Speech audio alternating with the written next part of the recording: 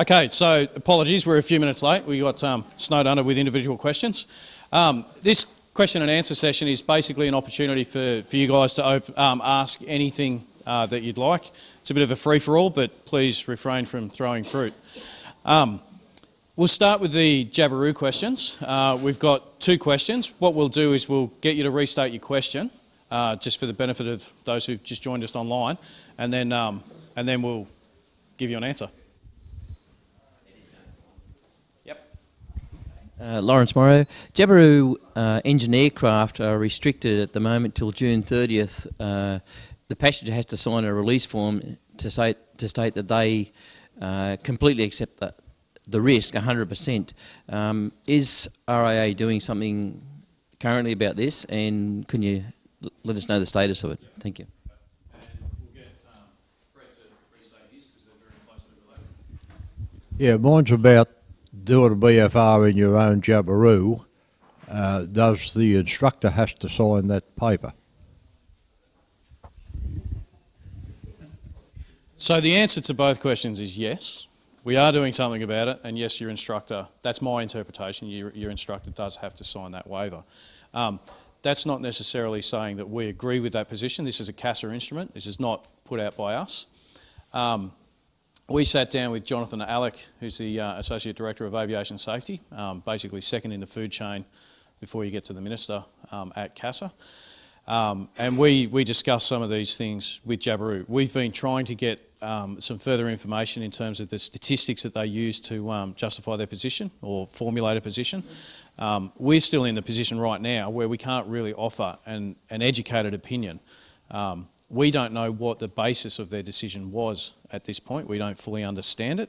And we're not going to oppose it either, because if they know something that we don't know, we'd be foolish to oppose it on safety grounds. We don't want to see people get hurt.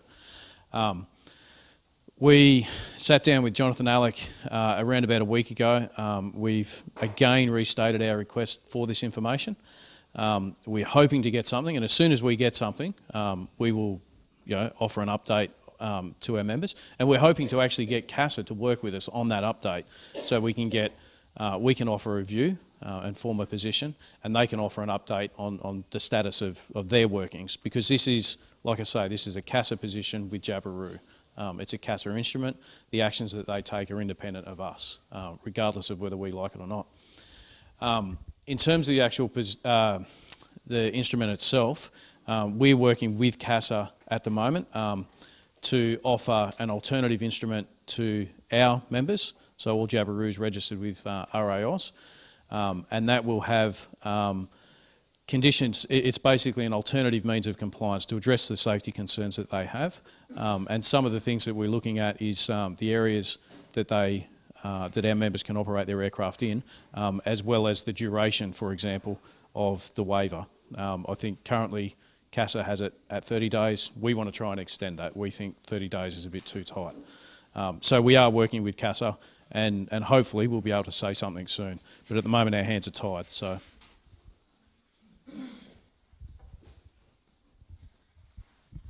They're talking about Jabiru engines. No one has actually specified which particular engines. Have you got any details you might be able to help inform us?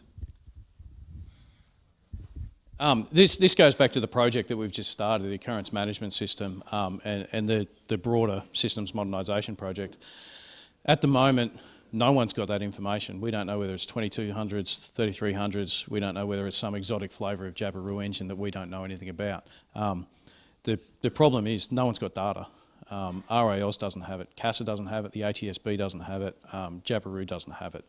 This all comes back to people are afraid of reporting incidents because they think that these sorts of actions will happen. In some ways the contrary is quite true. If we had more information on Jabirus and what was actually breaking, we could come up with a response and say that a certain sector or certain subset of Jabiru engines is affected, and we could offer ADs, ANs or something to address that. At the moment, we're powerless. So the simple answer is no. The extended answer is we're working on that because we realise that that's a deficiency, not just of RAOs, but indeed aviation at this end of the spectrum.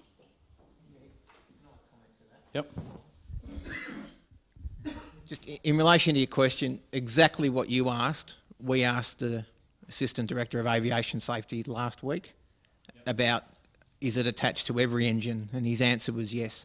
We asked again. Yeah, we asked again. And we're pushing them for the data because at the end of the day, at one stage they use the word significant, and then he's backed away from that, and he's basically said CASA can put any instrument on they want for safety. They don't need statistical backup. But rest assured, we are pursuing what you're saying as well, because if it's only a type of Jabiru motor, then why is the whole fleet getting caught up? So we are pushing very hard in the background to answer that question. But again, we approach CASA and they get back to us at their leisure. What about the ones that are serviced by Jabiru themselves compared with ones that are serviced by the owners? Okay, so for those that couldn't hear the question, the question was, is there a distinction between Jabiru maintained engines and owner maintained engines? That sums it up. Yep. Again, we don't know. We can't tell. We don't have the statistics. We don't have the information. It's incredibly important that we get this information so we can avoid this type of problem in future. Just before we move on, we've got an insurance-related question, so we'll just get you to re-ask the question. Kenton again. For many years I have contacted RWA, insurance for engineers. I'm a 1, 4 and 2, and no answer yet. Still waiting.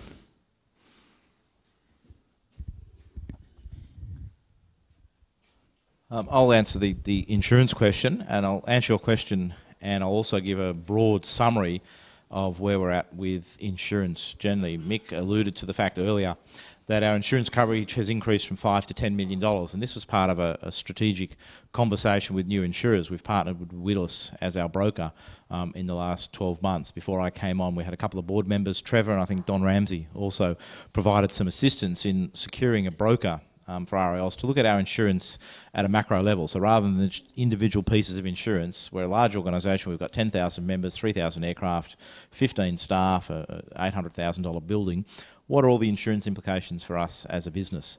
And that's the question we put to Willis, and they're progressively running that out. To answer your question, sir, directly, yes, we're looking at insurance for maintainers.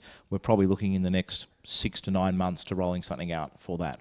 Okay, so still a little bit of time off. We wanted to bed down some of the critical insurances that we've got, but offering insurance to our maintainers rather than you guys securing your own insurance, we believe as a bulk purchase, we'll be able to secure insurance cheaper for you through Willis. So watch this space. Subscribe to Sport Pilot or log on to our e-news and we'll provide you with updates. The really big announcement we've got today for everybody is that on the 1st of July we'll be rolling out a hull insurance scheme for our members. So you'll be able to insure your aircraft through RALs with our insurers at what we believe is going to be a much more competitive rate than currently you're securing privately. So we're just putting the finishing touches on that. I'm giving the board a bit of a briefing on that tomorrow. We're just doing the last bits of some financial modelling on that to see what the premiums are going to be, and we're looking at rolling that out and starting to offer that from the 1st of July this year. So if your insurance is up, maybe take a month-to-month lease on your aircraft until you see the RAL scheme come out. We won't be providing the insurance. We're not insurers. RALs is not an insurer. We're not allowed to provide insurance advice. But we will be partnering with Willis, and they will be the insurers, and they will provide you with the advice and guidance. But it will be part of a scheme that is only available to RAL's members. So it won't be available to general members. We're also looking at offering other insurance, non-aircraft related insurance to our members through the fact that you are a member. So that value adding to members. So if you want boat insurance, if you want motor vehicle insurance, if you want house and contents insurance, and you are also an RAL's member, we're looking at building products for you guys there. So there's quite a number of exciting products.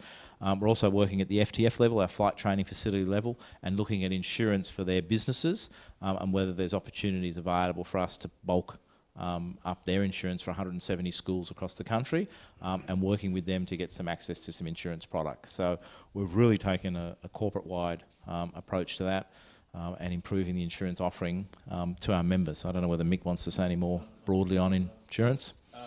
Greg, just grab the microphone.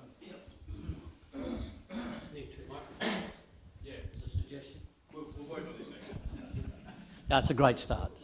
So let me be critical. I just wanted to add briefly. We need more than 30K. Yeah, I got that. Just a comment to close the Jabiru question from my perspective anyhow. We have a number of Jabiru engined aircraft, but surely Jabiru themselves can tell you what execution of their engine it is by the serial number. That's all I wanted to say on that. It must be possible. If they don't know that, they shouldn't be in that business. We're confident the data's there. It's just locating the data. So That's it. That's it, Greg. I very much welcome your opinion. We're not going to state anything on behalf of Jabiru, what they do and don't have. We can only speak from our perspective on it. And like I say, we're working to get CASA's perspective as well on where to from now to move forward on the issue and how they're progressing with Jabiru directly. Ron. It's Ron West. Just on those Jabiru things, I think you could probably start way back at the very beginning. A lot of the problems at being a user of one is just funny little things like the material that's been selected to make things, and some of the angles of valve guides and pushes and the stresses it puts on things. The cylinders, the through bolts they didn't have problem with till they come up with doing something fancy with them, and I think they've corrected that, but I still don't think they're using the right material. There are better materials. You only got to look at bikes and cars and just sort of look back at it and say, well, gee, why are they doing that? There's a reason, you know.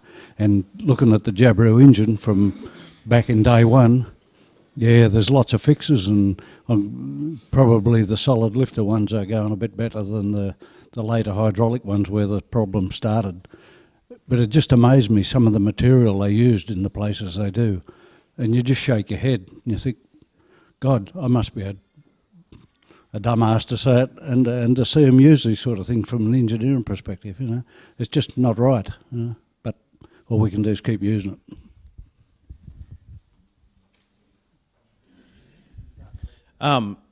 Once again, I respect your opinion. I'm not an engineer. I'm not going to comment on that, and nor do I want the meeting to get bogged down in those technical solutions.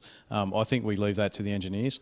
The problems we face as an organisation is more at a political level, if you like, and how do we deal with this? How do we liaise with the manufacturer, with the regulator, with the safety authorities, and so on and so forth. That's our position. We're not an engineering company, so we're not going to enter into the debate on those engineering solutions. So. Just a simple question. You mentioned we have 3,000 aircraft on the register. How many are affected? It's about 1,000 Jabiru. Yeah. There's a question over here.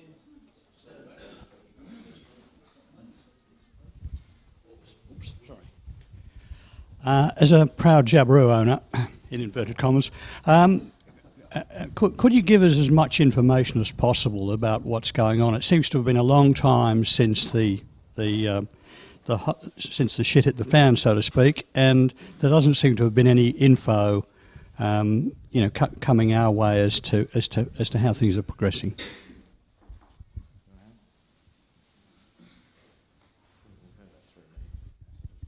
I think that's fair criticism, the lack of information flow from us. We've now got the newsletter, we've got the magazine and whatnot, and we probably could have communicated better. The simple fact is that we've got nothing to really communicate. Perhaps we should say that. We've had several meetings with CASA. We mentioned a couple just last week. We've also put in several requests to CASA through informal and formal means for information, and none has been forthcoming. The simple answer is, and again I accept the criticism, we should probably communicate this a bit better, but the simple answer is we don't have an update to offer. We are none the wiser today than we were when this instrument was first published late last year. So I'd love to offer you something else, but at this stage I just can't. We are still pressing in the background for answers to those questions. And indeed we're even asking the question, what happens when the current instrument expires? Are they going to renew it? Will it just die and go away? We just don't know. So we'll keep pushing, and perhaps we'll say that we've got nothing to say, just so you understand our position as well. So apologies for that, and we'll take that on board. Thanks. And yeah, I'll echo Mick's words. There's been a lot of work happening in the background, but there's not a lot to communicate. And I think at the time, in November and December, we sent out regular updates, and then after Christmas, January, that sort of all died down because there wasn't a lot happening. But we've put in 3 FOI requests to get access to some data. As Mick said, we've met with the director last week and Jonathan Alec last week. That's probably the 4th or 5th meeting we've had with them. We've met with Jabiru. I spoke to Sue Woods on Friday in the office yesterday, in the office Thursday this week. So we're actually going to Jabiru later in the month. Yeah, we're visiting the factory in the end of April, so end of May, sorry. So we are doing a lot, but yeah, point taken. It's how much we communicate to members, and because we had some feedback in January, is enough on the Jabiru issue already. We don't want to hear any more about it. So we've got to get that balance of how much we do and how much we don't communicate issues to people. So yeah, it's just striking that balance. Yeah. I think we had a question over here. No? Maybe not. Okay, over in the back. Over in the back. Yeah, my name is Keith Rule, and I'm a level 2 and level 4 and everything else. I've worked in GA for a lot of years, and I do a lot of maintenance on Jabiru. What I'm finding is that the amount of information that some workers and some people in Australia have on the problems, they're not the ones that seem to be communicated with from the RAA or from CASA or from Jabiru. No one seems to want to know the actual facts of what the problems are. And I'm working with metallurgists. I've got onto them. Some of the greatest Australian ones that do a lot of the automotive industry have come on board free of charge to help me find the problem with Jabiru. And I've just got a major report back which I've sent to Jabiru's head engineer. He was on the phone the other night for about 2 hours talking about this problem. It's a great Australian product. It's a shame to see that it is deteriorating. Like you mentioned the word Jabiru now and everyone shakes.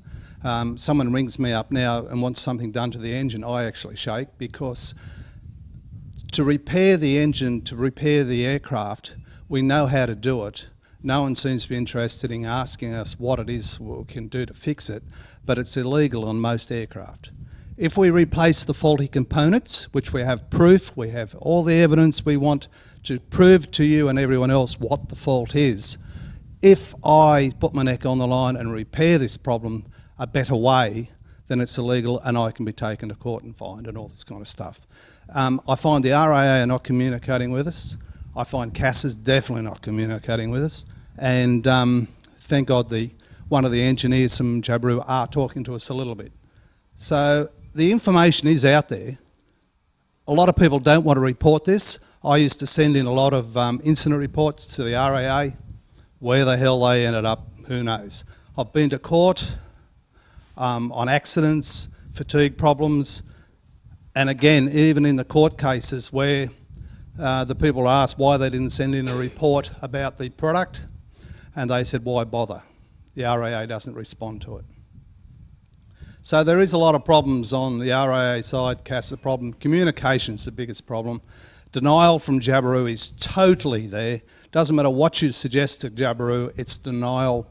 I've found valves dropping out of engines. I had 4 engines break. We had some at Weatherburn, some down at Victoria, and we found the valve spring retaining washers was collapsing. The valve was hitting the piston. When I rang up and suggested that Jabiru quickly recall these engines, I was told that it was actually my fault that this was happening. And when I said why, they said because you're supposed to measure the washer thickness every 50 hours on these engines, and when it gets below 1.5 mil, then it's going to collapse and break. Load of bullshit. I said, how do I measure this washer? She said, well, you're the mechanic, you should know. All our mechanics know how to do it. I said, I have to strip the top end of the engine to measure that, and it's the inside of the washer that wears away. She said, oh no. She said, no, our mechanics can do it. The other thing was, she said, people are flying in dusty conditions. Now, obviously, everyone's read the service bulletins that come out in all these bullshit things. And on these service bulletins, she says that it's because you operate in dusty conditions. The dust gets in through the carburetor, through the air cleaner, goes in through the engine and runs up and wears out the little washer in top of the valve and drops the valve. Now, this is where I got a little bit frustrated. I was getting no help from the RAA nor CASA or anyone else. So I went off to Newcastle University to find some metallurgists. $500 an hour for a minimum of 5 hours of cost to find the fault. So then I got onto some old retired engineers, who was, again goes into a lot of retired metallurgists, and some have got the highest qualifications in Australia. They have volunteered to come on board. We've now analysed failures in valves, cracking in valves, failures on washing, these crappy cylinders that we're getting, the metal in the cylinders, the way they heat treat the cylinders. I have all this information. We know what the problem is, and yet no one in authority is asking the solve. All we want to do is bring down a big stick and stop these great product in Australia, an Australian product, far superior airframes than anything we're bringing in from overseas. These are a great product. It's Australian, but we seem to hit it on the head with a big stick. We can bring in a European aircraft from overseas with European bunning bolts in it. That's okay, they can fail. But it seems to be we want to hit our own Australian product on the head.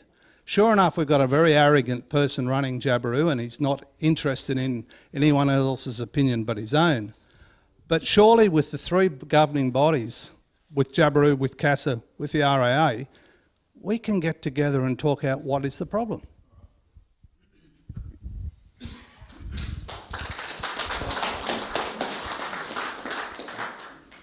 I'm not sure exactly what your question is there, Keith, but you did say a lot. And a lot of what you said does make sense. But again, I just want to reiterate, we're not an engineering company. We're essentially a political organisation that works to the... Hang on, can I just finish, please? We're a political organisation that fights for the benefit of our members. We've got 1/3 of our aircraft fleet affected by this, so it's a very significant issue. We have been working in the background, and I fully accept, as I said earlier, that we haven't communicated as well as we could have. I do take that on board. I can't speak for previous boards, previous CEOs, previous tech managers, etc. What I can speak for is the current board, the current CEO and the current tech team. And I can say, as well as Katie Jenkins, we're working very hard to gather some of that information that you've talked about. I'm certainly not aware of any of those engineering reports. They certainly haven't come into across my desk, and nor should they for that matter. They should be dealt with by the management team. But at the same time, I'm certainly not aware of these issues or these particular solutions that you've put up, or how they've been dealt with in the past. I haven't seen your reports. I certainly wasn't aware that there's a team of metallurgists working out there. That said, nor can I control how Jabiru reacts to that. We are working on a number of different things, a number of different avenues, including the MRAP, the Modification and Repair Approval process, which at this stage it doesn't apply to the LSA, but we are trying to address some of these issues through creative ways, so that some of these people can apply some of these solutions. We're also aware of the fact that the LSA standard that applies to Australia is basically, minus a few exceptions, it's basically the one that's accepted worldwide, and we're not free to modify that. That's a worldwide standard. So we do have our hands tied, but rest assured we're not sitting here doing nothing. We are fighting to try and solve this.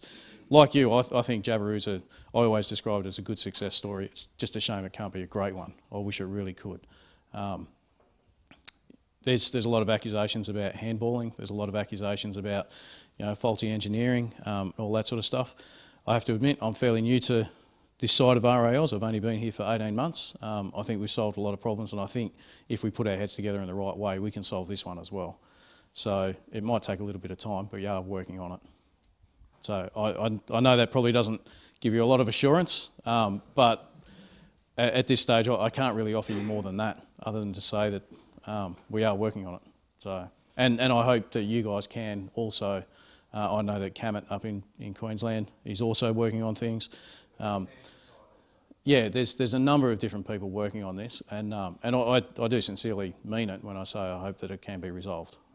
But we've all got to work within the constraints that we've got facing us. So. Is there any chance you might be able to ask CASA to give us a hint of what's going to happen in the future, and not say on the 1st of July, right, this is what's going to happen from the 1st of July? Yep, so the question for those who didn't hear it was, can we ask CASA? As I said before, we've already asked it, and we're already trying to find out. And I want to put something in the magazine and newsletters, get it out to members, something with us and CASA saying this is where we're at.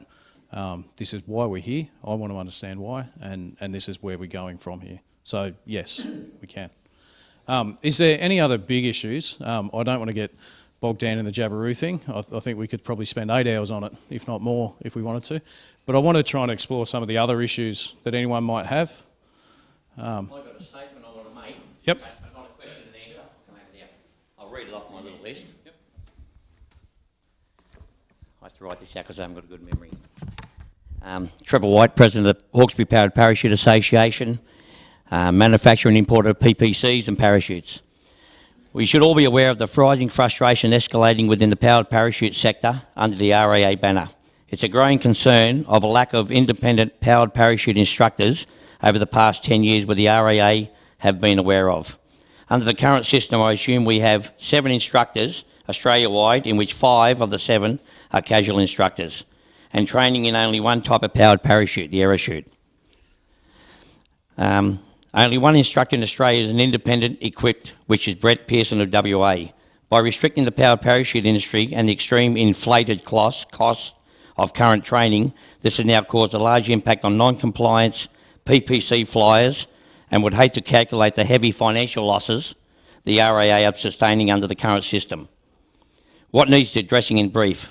A large network of independent CFIs, a flight training facilities Australia-wide, an achievable powered parachute instructor time frame system for skilled pilots who wish to achieve powered parachute instructor rating, a simple compliant and non-compliant aircraft registration. Consider a PPC safety officer system that can do BFRs and endorsements. Any pilot with 100 hours can apply. Powered parachutes are weather restricted. They are a simplex form of flying and a simplex safe form of training, and should have a structure as such under the current operations. Besides a conversion CFI, to my knowledge, there has not been an independent PPC CFI for powered parachutes in the past 10 years. So please explain.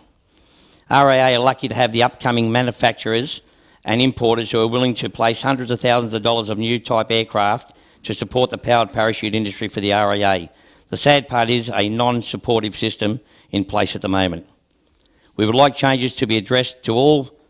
We'd like any changes to be addressed to all PPC pilots and debated before the prompt changes are in place. These machines are not a fixed-wing aircraft. They should have their own identity. We do not need airstrips to fly from, just a grass paddock. All we need is a simple, safe, prompt solution to the problems we're facing. I know it's something out of the range. It's not a question. It's just a. No, I realise that. Forward to you guys and give you something to think about. No, thanks, Trevor. The parachute industry falling in the heat because we can't get no help from the RAA and so on and so on. So we're in a deficit. We can get you out of the deficit. Well, we're getting out. We're getting out of the deficit. We've already forecasted $30,000 surplus. But what I can say is there's a proposal on the table right now from. Nothing's been said about it. So board meeting. Yeah, in the board. Yeah. So there's a proposal on the table for discussion tomorrow at the board meeting. But up until it's been discussed by the board, there's got to be input from the ops manager who drafted the proposal and whatnot. I can't really say what the board or the management is going to decide, but we are aware of the problem and we are looking at it. So yeah, it's a significant proposal, as Michael said. Yep. Yeah, and as I've been chatting to you Trevor, and other powered parachute, Rob de Groot, I've been speaking to Rob de Groot and a number of people in the last month about this, and we've got a detailed proposal, and the board is going to spend significant time on this issue tomorrow, as I've told everybody who's inquired about powered parachutes. We're at a point in time where we need to make some decisions and review what's in the ops manual, have a look what's there to make it easy and support the powered parachute movement. So the board is going to talk about that tomorrow and spend some significant time on it tomorrow. So I'm happy to engage with you today, as Jim's just said. Trevor, happy to sit down and chat with you today after it to get some more input and understand and learn about the issues that we have there and what we can do to support the industry. And we've been meeting at very senior levels with the HDFA as well. So our staff have been meeting with the senior staff at HDFA to come up with issues and how we can better promote and support this industry. So it's happening. So I would say, is RIA not supporting it? I disagree with your comments there. I think we're doing everything we can at this point in time to support it. There's just a lot of issues that we need to work through. You don't get solutions by snapping your fingers. You've got to come up with it. And I've sent emails and haven't got any answers back, and so then I've got to send you a nasty email, so then you know to give me an answer back because I'm getting a bit fed up and not getting no reply. And as I'm not the only person on the RIA, but I'm an only member, but I do expect an email back. And, yeah. all right, do we have any other questions? I'll engage with you afterwards, Trevor. Yeah, mate, yeah. Yep, one down front here. I'm asking this question on behalf of SK Jabiru owners. One of the problems we have is that the maximum takeoff weight is consigned to 430 kilos, which in terms of the Jabiru and the way the other Jabirus, the 160s, perform, the SK just does just as well. Has there been any other input from any other SK Jabiru owners as far as trying to do something to try and get that weight increased, the maximum takeoff weight? And if there hasn't, is there a way that we can get together as a group and maybe put the costs together to get it up? Well, I'm not aware of anything being discussed. Yeah, look, my first thought is that it needs Jabiru behind it to support it. Yeah, but they won't do it. And then you're in a bit of a bind there, because if you haven't got the support of the manufacturer, it'd be a very brave person that approves it outside their specification. That's Steve Bell might have. So look, I'm happy to discuss it outside of here, and we can discuss it with our technical manager. But I think the second you try to go outside what the manufacturer is doing, you're opening up Pandora's box in relation to liability. But I'm happy to discuss it. But we know when. Are there any other questions?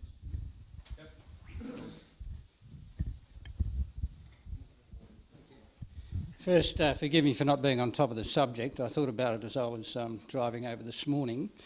Had I flew over, I think all I've been capable of thinking about would be prayer. But anyway, away we go. I'm James Stewart. I'm the CFI over at Warnervale. And I want to ask a question about the juxtaposition of Part 61 and the CTA and CTZ endorsements. I know of no one with a CTA or a CTZ endorsement. I haven't been approached by a student to get one. There is provision in Part 61 for recognition of qualifications of RA. The question is, does CASA recognise CTA and CTZ endorsements?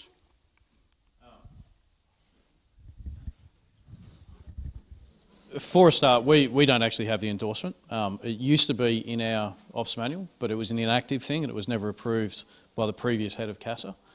He knocked it on the head and it's subsequently been removed from our ops manual. Second thing is, I think, and I may be wrong on this, but my understanding of Part 61 is there's no longer CTA and CTZ. It's a controlled airspace endorsement. So it's just one endorsement. What I can say is we are currently talking to CASA and we've got a number of safety arguments to get our guys controlled airspace access. And our argument is basically, if you can take one of our guys, put him into a VH registered aircraft under an RPL, and then train him up to get controlled airspace, then surely our guys in our aircraft, where they're suitably equipped, can do the additional training as well. So I'm not sure that quite answers your question, but that's our stance at the moment, is that we're fighting for it. Our argument is that, especially up and down the East Coast, as many of you will be aware, if you want to transit from down around Melbourne to up around Brisbane, to avoid the airspace, you've got to go over water or over tiger country. We're all single engine, we're all under 10,000 feet. That's a pretty dangerous proposition if something goes wrong. There's also the argument that a lot of our pilots drive for an hour, 2 hours, some even 3. We've got people in Canberra that drive all the way to Temora, which is about 2.5 hours. Before they even get in their plane, they're fatigued. So they get into a plane, they have to drive that distance because they've got to avoid the airspace. They get into the plane, they're fatigued, As Michael mentioned before, all those deaths that we talked about at the beginning of the general meeting were all human factors related. One of those human factors is fatigue. So we're aware of a lot of safety issues, and we are fighting very hard for our pilots to be able to address those safety issues through the use of controlled airspace. Does that address your points? No? Yes, I think it does. I think the answer is that if you've got a pilot certificate and without having GA controlled airspace endorsement, you can't go into controlled airspace. And can I ask whether the board's working towards trying to get a situation where with a pilot certificate you can get an endorsement whereby you can go into controlled airspace? That's exactly what we're working for. A real-world example is I fly from Canberra and I've got to maintain a PPL in order to get to the controlled airspace. It's essentially dual qualifications that I've got to maintain, and several on the board. I think Jim's got a PPL as well. We all find ourselves in that same situation. Seems ludicrous to me that has to be the case. So that is exactly what we're working towards. Trevor? Yeah, but the same thing with the we've been flying in controlled airspace for 15 years, and all of a sudden just wiped off. Now we just spoke to the RAF down at Richmond there, and they said if we put a transponder on our powered parachutes, we're allowed to fly in there. Yeah. Unfortunately, Unfortunately, the Air Force doesn't make the rules, CASA does. And that's the problem we face. We need to get that exemption. If we get a letter from the to say that they're happy with us to fly in that controlled airspace and present that to you guys and you present it to CASA, that can change things as well. I'm not going to accept liability if something goes wrong. That's our stance. It's your choice. I'm not going to force your hand. Personally, I wouldn't do it because the rules say that we're not allowed to. Unless it's E, yeah, of course. Yeah. You can fly in there as long as you monitor the local frequency. Yeah. And if it's military, you can do whatever you want if military let you. Yeah, that's right. Well, but yet we've been told that we can't, not allowed to fly in controlled airspace. The RAF have given us permission to, but if we do it, we're breaking the rules. Okay. Yeah. There was a question down the front. No, yep. Yeah.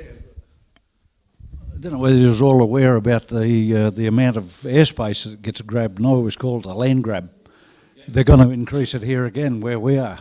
Yeah. It's silly. You look at this stupid map here, and there's places on it we can't fly simply by leaving Cessnock. Yeah. To go to Gloucester, we've got to go down this stupid thing right among the hills. Yeah. If you go over Maitland, you can't pass on the northern side of Maitland to get to that lane. It's in controlled airspace. And you talk to the RAF and they say, oh, it's because we can. They may never use it. I've been with my wife going up that light lane at 2,000 feet or something, and they're talking in Brisbane, and I could hear them. There's aircraft coming over, and I said, oh, does that involve me? And he said, no, remain where you are. But the planes they're talking to are at 20-odd thousand feet, for goodness sake. They wouldn't even know I was there. Yet they try and put a blanket over all of this stuff where you can't cross out. Don't you dare go outside that line, regardless of what hill you're going to run into or what the bloody weather's like in there. You've got to stick within that. And they're going to increase that. I don't know whether you're aware of that. Within the next week or so, this thing gets bigger. I live at Raymond Terrace, and the planes of the Coke cans that come out of there going to Bali, they're between 6,000 and 8,000 feet when they get to Raymond Terrace before they turn south. Now, we're in an ultralight, even if it's call it a Jabiru. You know, for goodness sake, 2,000 feet along there would be fine. It'll keep you up out of the rubbish a bit. But no, you can't go in there at all, you know. It's just silly. To get into that Remlek Park, you've got to go way up to Stroud Road somewhere and keep below 1,000 feet to come back into there. It's just ridiculous. You haven't walked up there. You can't walk at 1,000 feet, for goodness sake. You know, I know of ag pilots who go up here to spray, and they can't even get permission off the RAF base to use it. They just go and use it because they'll send a helicopter over to see what he's doing. And what else can they do? They won't permit them to be in there because they got it from God knows what height down to the ground. And we're talking about jets in there that could climb out of sight over the width of the airstrip within 2 seconds. We wouldn't know where they are. They go over Maitland at 18,000 feet on their way to Singleton and have a bit of a play in the bush up there. We can hear them on a good day, but you wouldn't see them.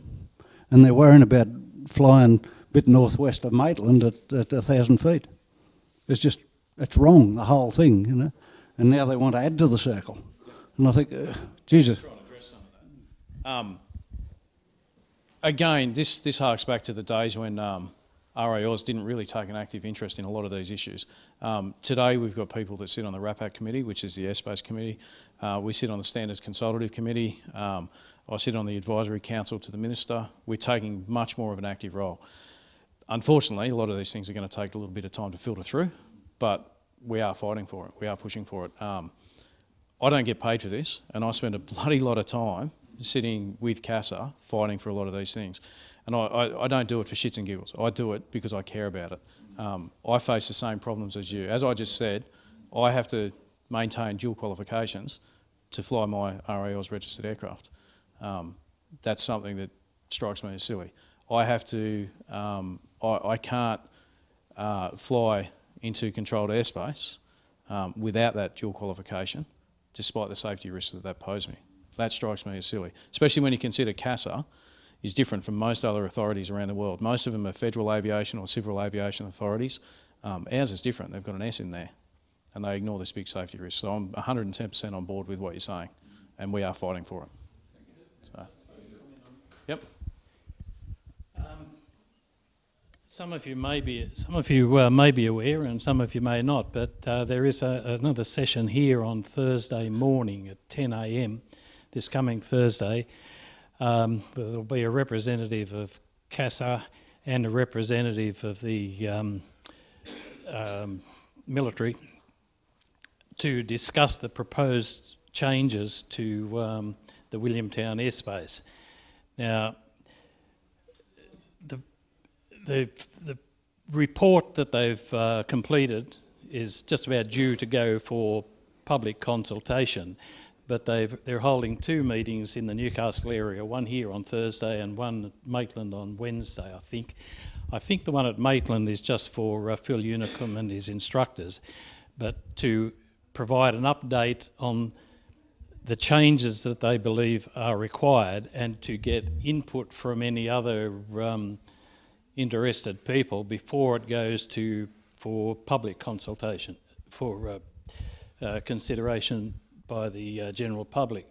So, you know, anyone that's got an interest really needs to be here on Thursday morning where you can have a say on that. But my understanding, just from the telephone conversations that I've had on the subject, is that the main aim is to complete the circle around Williamtown. At the moment, if you look at the map, it's like a block of cheese with the southwestern corner cut out. They want to complete that circle, as I understand it, to provide an access path for commercial aircraft going into Williamtown from that direction. But while they're at it, they intend to make some other changes, and as I've been told, it's more to make it a bit more user-friendly for the likes of us. A couple of the points that have been mentioned to me were to improve access into REMLAP, as you said, because, you know, Rob Palmer, that owns that strip now on the Karua River, if he wants to travel south, he's got to fly north to get into the lane before he can travel south down the lane. And they raised that with me and said, you know, that seemed a bit of a ridiculous system. So they're trying to improve that for him. One of the other changes is, as you know, we've got, I think it's 2,500 foot ceiling over the Newcastle area. There's some talk that that could be raised. So I'm not sure that the changes that they're going to make are all going to go against us. It sounds, from just a couple of discussions that I've had, it does sound as though they're taking other people's points of view into consideration. But that will be all explained to us, and an opportunity will be provided on Thursday morning for anyone that wants to speak up on that. Thanks, Bob. Look, I'll just add to that. I don't want to talk about the specific of Williamtown airspace. We've had similar problems in southeastern Queensland with Amberley, especially recently with the COAG and all that sort of stuff going on.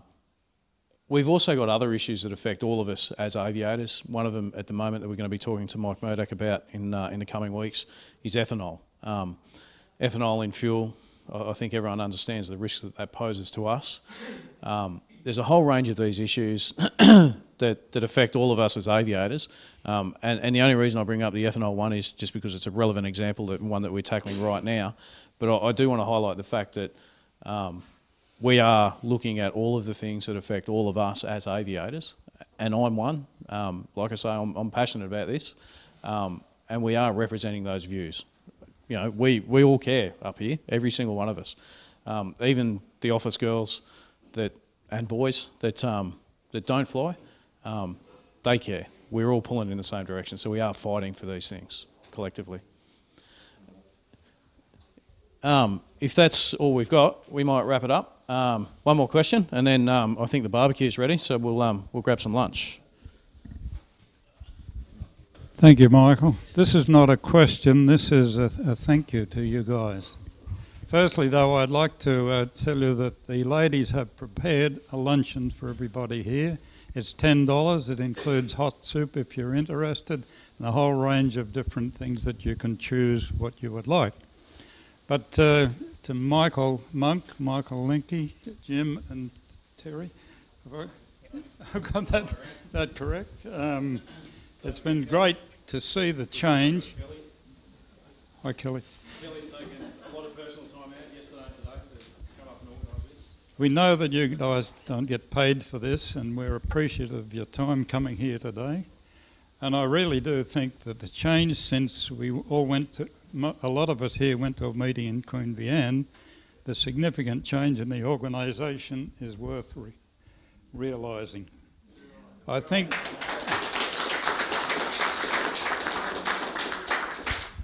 the changes that you've made to stopping the bleeding is very significant.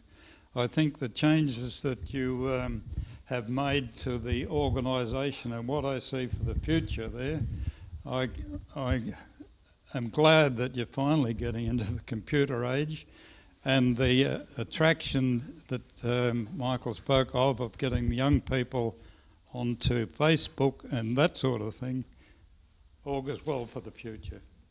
I too am passionate about this organisation, and I'm just so glad that you guys have taken over.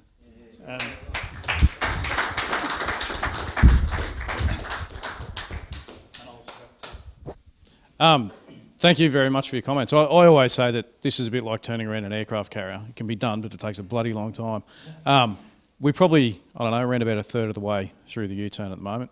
We have done a lot, and it might sound arrogant, but I'm very proud of what we've done. A lot of effort from the executive and the rest of the board, a lot of effort from the staff. But I think it is really well done. We've got about 2/3 of the way to go. So I think there's some more exciting times to come. So I look forward to hopefully having another clap at the end of next year's meeting.